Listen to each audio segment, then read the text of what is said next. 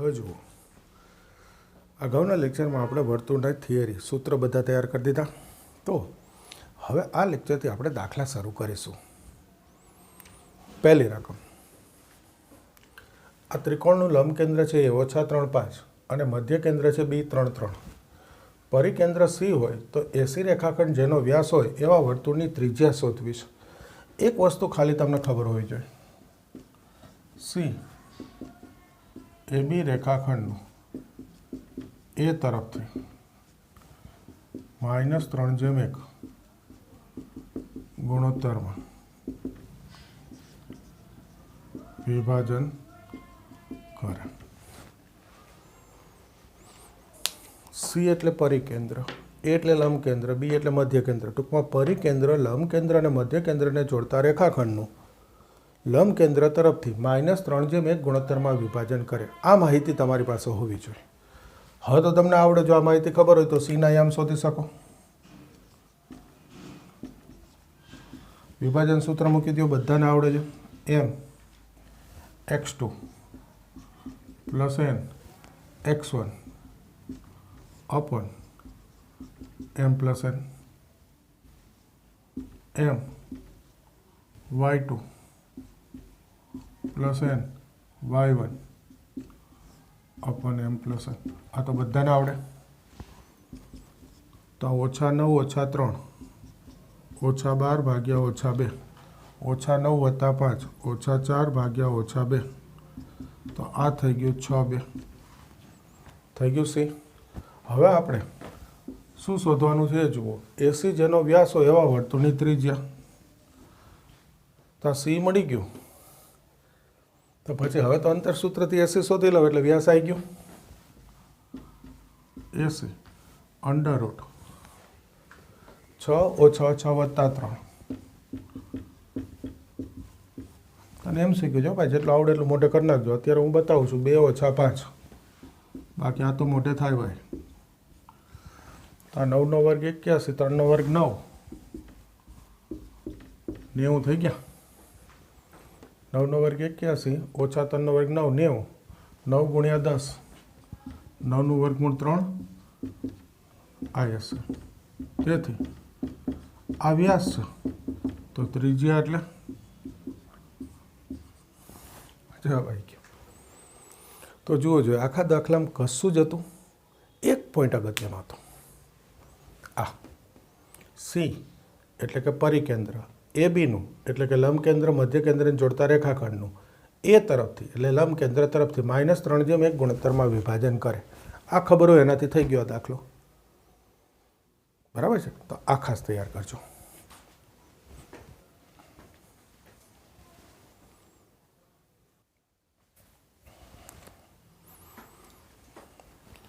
બીજો દાખલો જુઓ.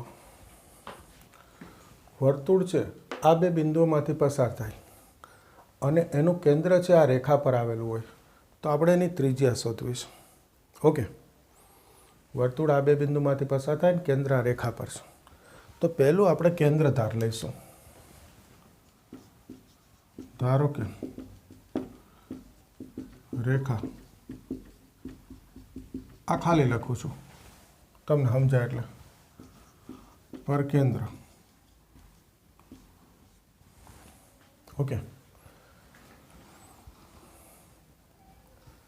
આ રેખા પરનું બિંદુ ધારવું હોય, અગાઉના લેક્ચરમાં શીખવાડેલું છે, ફરીથી કહું છું. તો બેમાંથી એક કેમ ધાર લેવાનો, XM એ ધારો. અત્યારે મેં XM એ ધાર્યો. તો આ રેખાના સમીકરણમાં એક્સના સ્થાને એ મૂકી દેવાનો અને પછી y બરાબર શું આવે જોઈ લ્યો. આ 4 સામે જાય વત્તા, 3 સામે જાય ઓછા. y બરાબર આવે 4 - 3. તો ym 4 - 3 લખવાનો.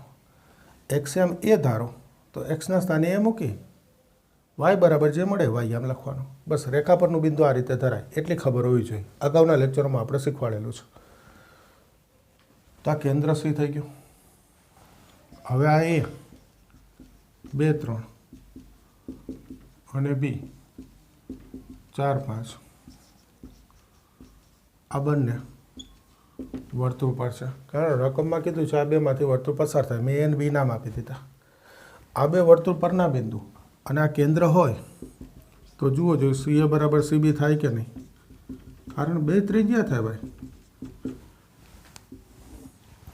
કેન્દ્ર વર્તુળ પરનું બિંદુ એ બેને જોડતું અંતર એટલે ત્રિજ્યા. તો પછી સી સ્ક્વેર બરાબર સીબી સ્ક્વેર. તેથી સી સ્ક્વેર અંતર સૂત્ર મૂકી દો, એ ઓછા 2નો વર્ગ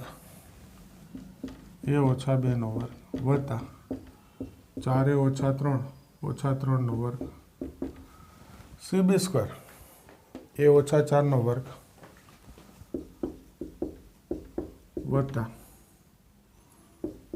4 ઓછા 3 ઓછા 5નો વર્ગ. આમાંથી એ મળી જશે એ સ્ક્વેર 4 4 આ 4નો વર્ગ એટલે 16 વર્ગ. આ 4 ઓછા 6 છે ભાઈ, ડાયરેક્ટ લખી નાખ્યો તો 6 4 24 દુ 48 એટલે ઓછા 48 છે અને આ 6નો વર્ગ 36. સામે વિસ્તરણ કરીએ એ સ્ક્વેર ઓછા 8 વત્તા 16 આ 4 ઓછા 8નો વર્ગ છે તો 4નો વર્ગ એટલે 16 વર્ગ. 8 4 32 દુ 64 ઓછા 64 અને 8નો વર્ગ 64. ચાલે ને એટલું તો સીધું. તો જુઓ આ એ સ્ક્વેર જશે 16 સ્ક્વેર જશે બરાબર છે. 48 ને 4 ઓછા 52 છે. આ બાજુ એ જોઈ લો 64 ને 8 72 ઓછા 72 ડાબી બાજુ લાવું તો વત્તા 72. સામે જુઓ 70 ને 64 ને 16 એટલે 80. આ 4 અને 36 40 એ સામે જવા દો ઓછા 40. તો આ બચે 20 સામે રહેશે 40. તો એ બરાબર 2 આવી ગયું. એ 2 આવે એટલે કેન્દ્ર આવી ગયું.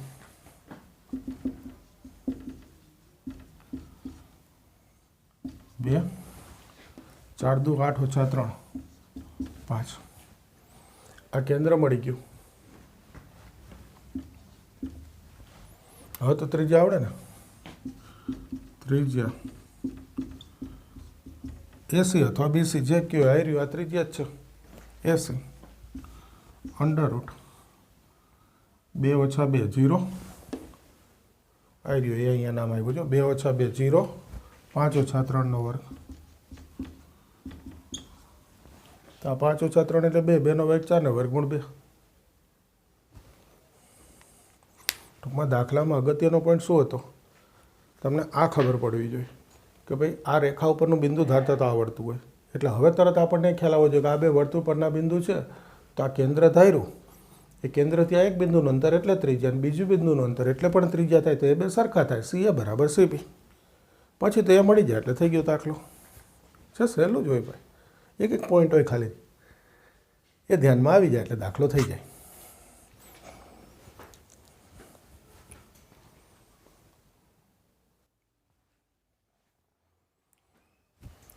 જુઓ ત્રીજો દાખલો. ત્રિજ્યા 3 હોય એવું વર્તુળ સી એ આ બીજા વર્તુળને બિંદુ 2 2 આગળ બહારથી સ્પર્શે છે.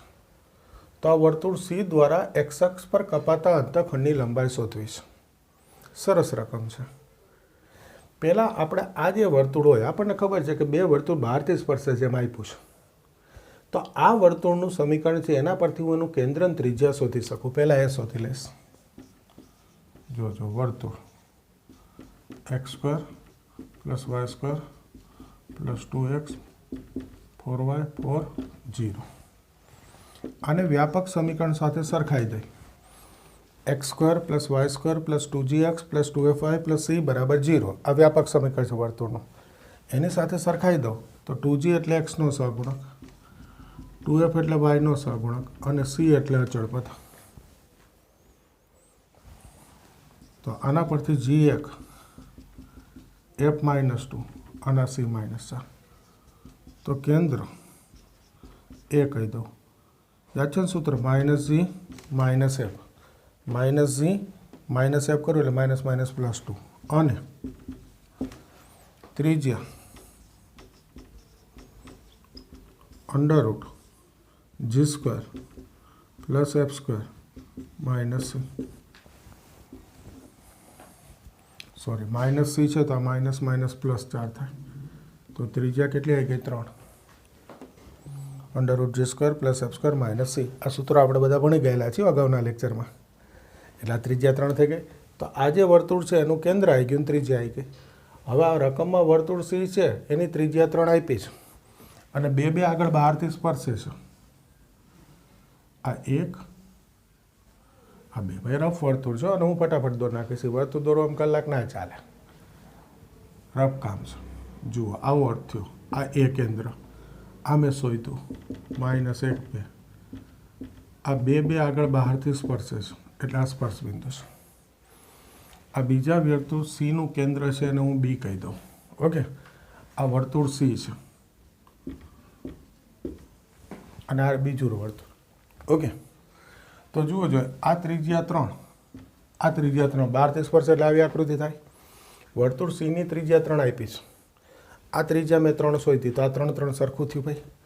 તો આ સ્પર્શ બિંદુ જે છે એ બીનું મધ્ય બિંદુ થઈ ગયું કે નહીં? જો આ બીના યામ હું એ બી ધાર લઉં તો એમ એ બીનું મધ્ય બિંદુ થાય. આ વર્ણન લખતો નથી, MCQ સોલ્વ કરીએ છીએ ભાઈ. આકૃતિ દોરીને સમજાવ્યું તો ખરા. તેથી ખાલી આ એમ છે એ એ બીનું મધ્ય બિંદુ થાય તો એમનો એક્સએમ 2, આ બંનેના એક્સએમનો સરવાળો ભાગ્યા 2 અને આ સ્પર્શ બિંદુ એમનો વાયએમ 2, આ બંનેના વાયએમનો સરવાળો ભાગ્યા 2. તો આ 4 એ ઓછા 1 તો એ બરાબર 5. આ 4 બી વત્તા 2 તો 4 ઓછા 2 2.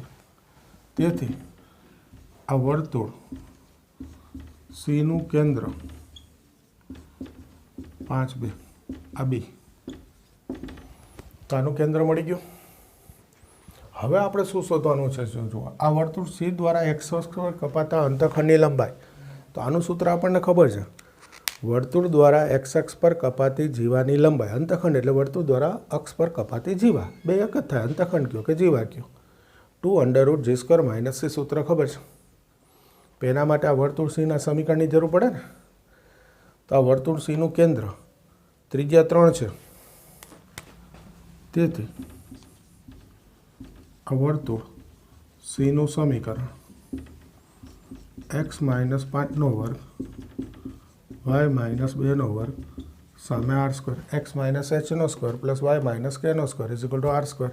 એટલે આ 3નો વર્ગ. તો આ થશે x², 5 દુ 10x, 5નો વર્ગ 25, y² -4y + 4. આ 3નો વર્ગ 9 ડાબી બાજુ. તો આ x² y² ઓછા 10x ઓછા 4y, 25 ને 4 29 ઓછા 9 20. આ વર્તુળ સીનું સમીકરણ આવ્યું ભાઈ. હવે આમાંથી g અને c શોધવાના છે. સૂત્ર યાદ છે 2√g² - c. g 2g એટલે x નો સહગુણક, 2g ઓછા 10 g ઓછા 5. f ની જરૂર નથી લાગતો. c એટલે અચળ પદ 20. x અક્ષ પર કપાતા અંતખંડની લંબાઈ. સૂત્ર 2√g² - c. 2√g² એટલે 5નો વર્ગ 25 - c એટલે 20 તો 2√5. થોડીક ઓછી જગ્યા હતી એટલે કરકસરમાં લખ્યું છે. પૂછવું નહોતું એટલે હાટું આખો દાખલો આવી ગયો. તો સરસ દાખલો થઈ ગયો. ફરી એકવાર જુઓ, રકમ બહુ સરસ આપી છે કે ત્રિજ્યા 3 હોય એવું વર્તુળ સી છે. એ આ વર્તુળને બિંદુ 2 આગળ બહારથી સ્પર્શે છે. તો આ વર્તુળ સી દ્વારા x અક્ષ પર કપાતા અંતખંડની લંબાઈ. એટલે આપણને ખબર પડે કે વર્તુળ સીનું સમીકરણ શોધવું છે ભાઈ. ત્રિજ્યા આપેલી છે અને વર્તુળનું સમીકરણ શોધવું હોય તો કેન્દ્ર શોધવું પડે.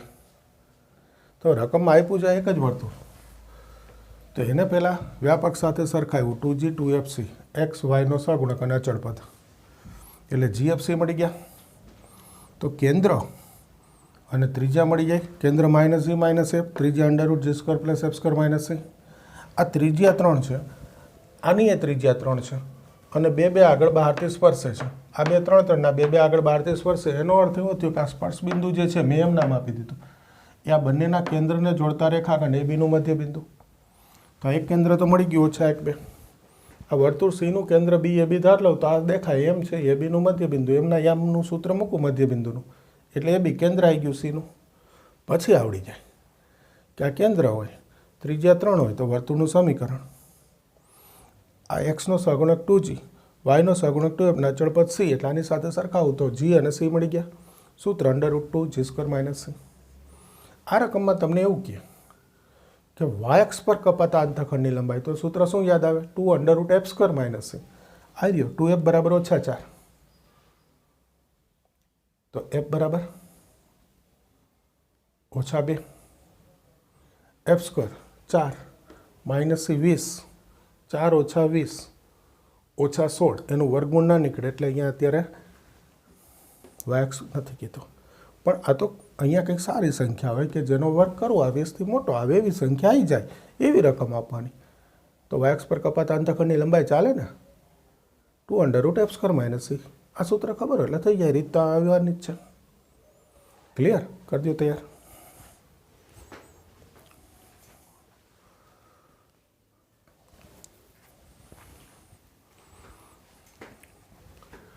હવે જુઓ આગળનો દાખલો.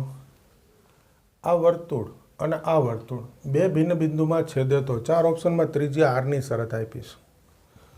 આપણને વર્તુળ બે ભિન્ન બિંદુમાં છેદે તો એની શરત ખબર છે કે કેન્દ્ર વચ્ચેનું અંતર ત્રિજ્યાની બાદબાકીથી મોટું અને સરવાળાથી નાનું. ટૂંકમાં કેન્દ્ર વચ્ચેનું અંતર ત્રિજ્યાની બાદબાકી અને સરવાળાની વચ્ચે. આ સૂત્ર ખબર હોય ને યાદ આવી ગયું, એનો અર્થ બંનેના કેન્દ્ર અને ત્રિજ્યા શોધવાના થાય. પહેલાં તો પહેલું જુઓ, આ x - 1 નો વર્ગ y - 3 નો વર્ગ નું કેન્દ્ર તમને ખબર છે, અને c1 કહી દો. x - h, y - k. આ h કે એટલે કેન્દ્ર, ત્રિજ્યા એ તો r જ છે ભાઈ, જુઓ. ઓકે, બીજું વર્તુળ.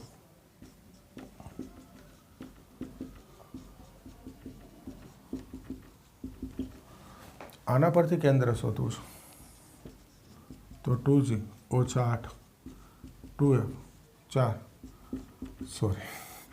2 અને c બરાબર 8.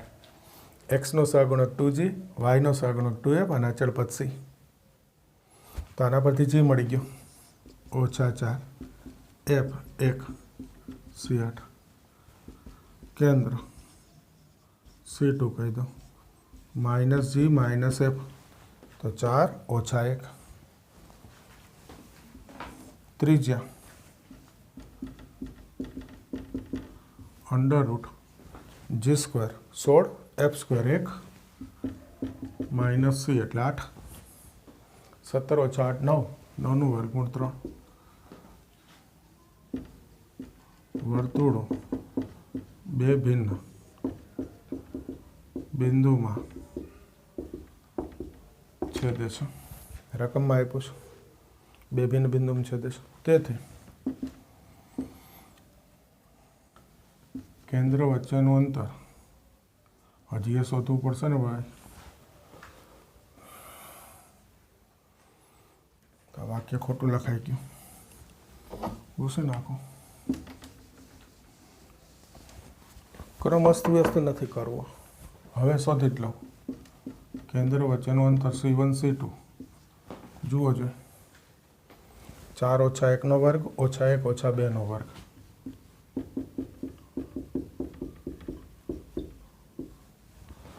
આ 9 ને 9 18, 9 દુ 18, 3√2. એકવાર રકમ ફરીથી જોઈ લો ભાઈ.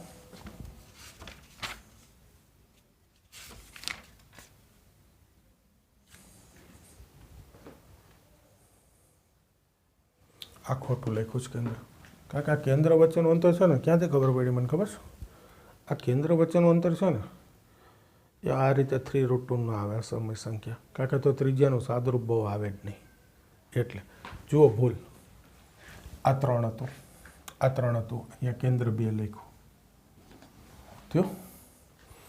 એટલે 4 ઓછા 1 3 ઓછા 1 ઓછા 3 જુઓ છે શું થઈ ગયું આ 3નો વર્ગ 9 4નો વર્ગ 16 25 એનું વર્ગમૂળ 5 ત્યાંથી ખબર પડે થોડુંક બધું ધ્યાન રાખવાનું વર્તુળો બે ભિન્ન બિંદુમાં છેદે છે ઓકે એનો અર્થ ત્રિજ્યાની બાદબાકી કેન્દ્ર વચ્ચેનું અંતર ત્રિજ્યાનો સરવાળો થાય સૂત્ર કેન્દ્ર વચ્ચેનું અંતર ત્રિજ્યાની બાદબાકી અને સરવાળાની વચ્ચે આને આર કહી દો R2 એટલે 3 આ બીજી ત્રિજ્યા એક વર્તુળની ત્રિજ્યા R બીજાની 3 R1 R2 R3 આ કેન્દ્ર વચ્ચેનું અંતર 5 R3 હવે આ માનાંક છે ભાઈ એટલે આને અલગ પાડવું પડે અને આ અલગ પાડવું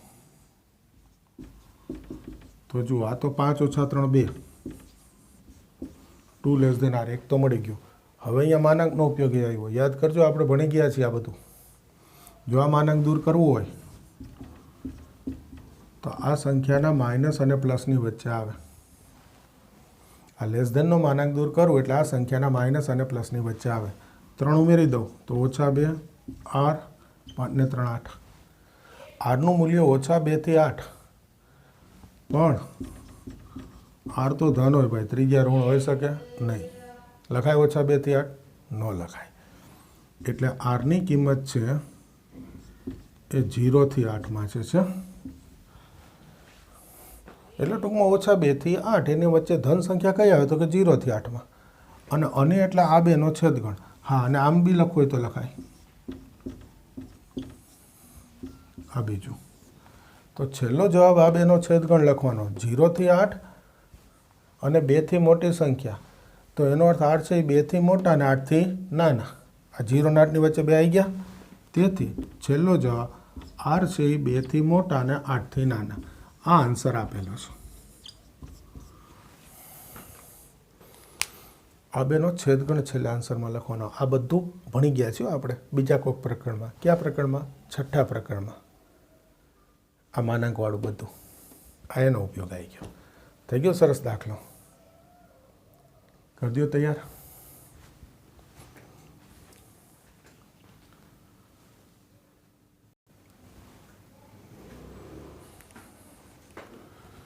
જુઓ આ બે રેખાઓ એ વર્તુળના વ્યાસને સમાવતી રેખા હોય અને આ વર્તુળનું ક્ષેત્રફળ 49 પાય હોય તો વર્તુળનું સમીકરણ જોઈએ છે સાવ સહેલો દાખલો રકમ નથી લખતો રેખાઓનું છેદ બિંદુ એ વર્તુળનું કેન્દ્ર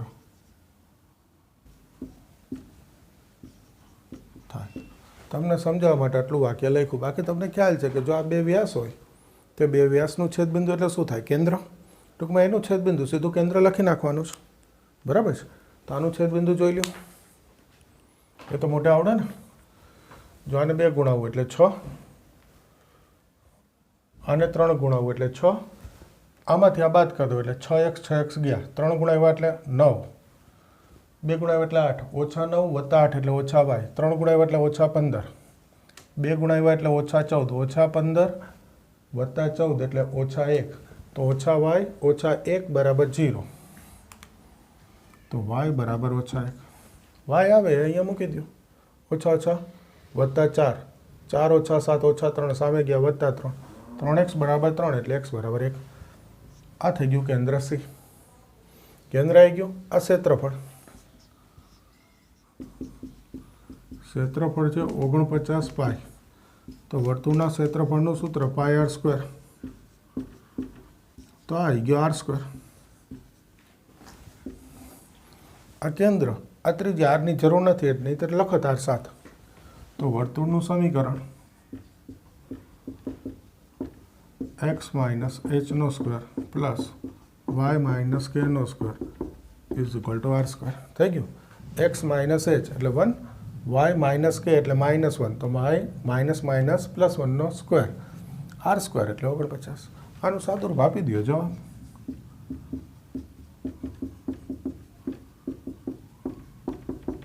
ઓગણપચાસ ડાબી બાજુ x square plus y square ઓછા 2x 2y 1 ને 1 2 ઓછા 49 ઓછા આવે નહીં ઓછા 47 બરાબર 0.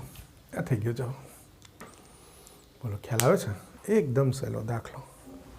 તો આજે આપણે આટલું રાખીશું. હવે આગળ નવા લેક્ચરમાં દાખલા કરીશું. બરાબર છે? આટલું સરસ તૈયાર કરી દો.